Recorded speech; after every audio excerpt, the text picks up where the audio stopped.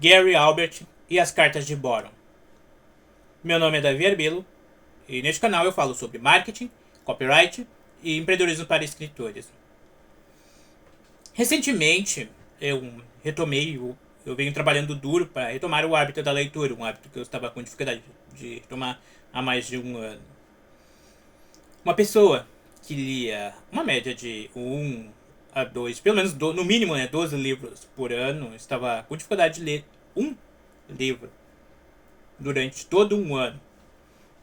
E para quem trabalha com escrita, isto é meio complicado.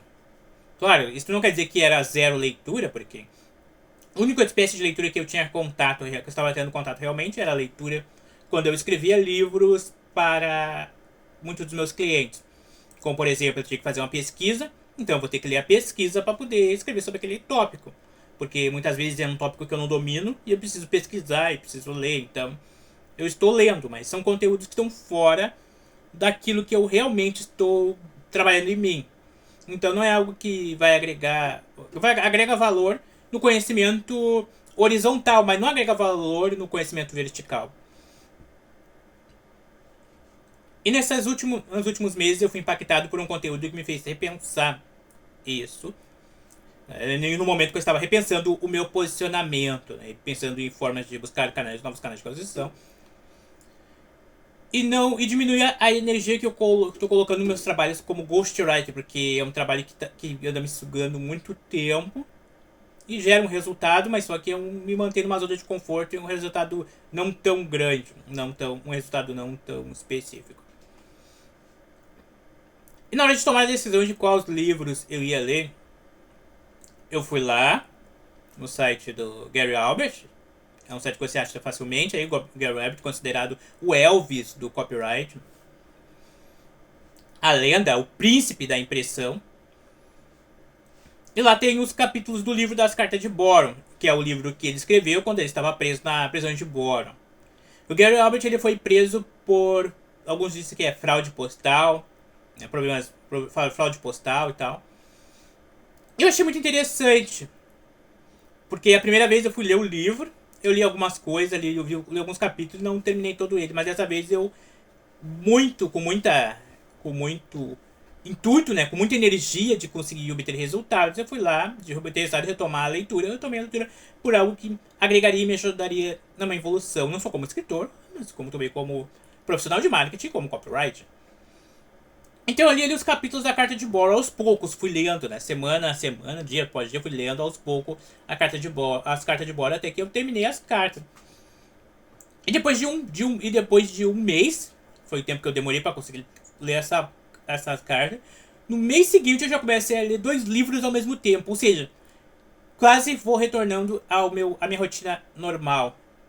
E em paralelo a isso voltei já a escrever cartas de venda à mão, olhar, fazer análise de cartas de venda, escrevê-las à mão, com o intuito de refinar as minhas habilidades de copy e as minhas habilidades como autor e também como profissional de marketing.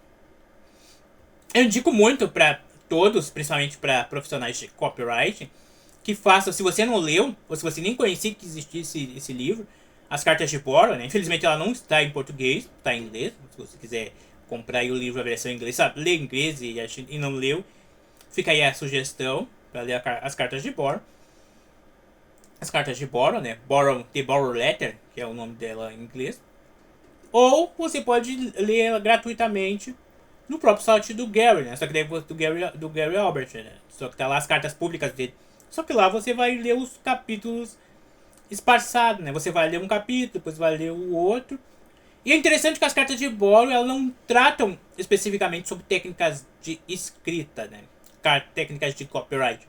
Ela mostra ali mais sobre a arte de escrever e qual é o intuito de você escrever, que é você conseguir passar a sua mensagem de maneira clara e envolvente.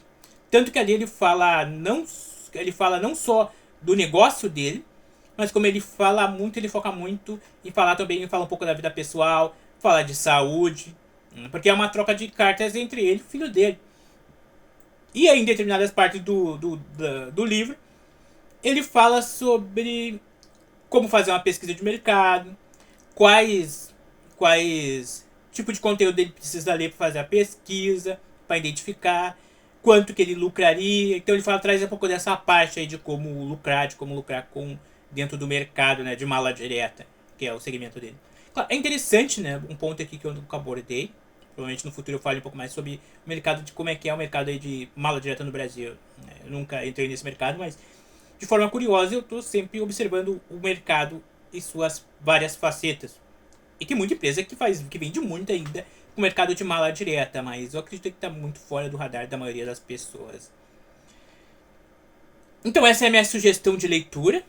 E também sugestão de estudo aí, que é o Gary Albert, o príncipe da impressão.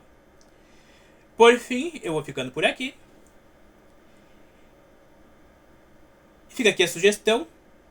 Leia a carta aberta e descubra como eu posso ajudar você. Até breve.